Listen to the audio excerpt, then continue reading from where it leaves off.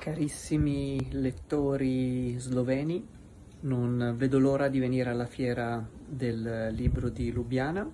alla quale parteciperò con grande gioia per raccontarvi qualcosa dei miei libri che sono stati tradotti in passato o che sono stati appena tradotti, perché la mia idea di libro è quella dell'uomo che sin dall'antichità si ritrovava attorno a un falò e insieme ad altre persone si riscopriva fratello e amico di quelle persone,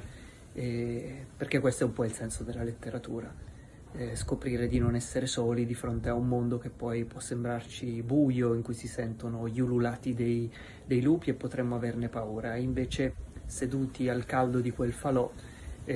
ascolteremo storie, ciascuno racconterà la sua e non vedo l'ora di ascoltare la vostra, a partire da quella che invece io vi racconterò sotto un cielo stellato al caldo di un bel falò come è quello di una fiera del libro. Ci vediamo presto.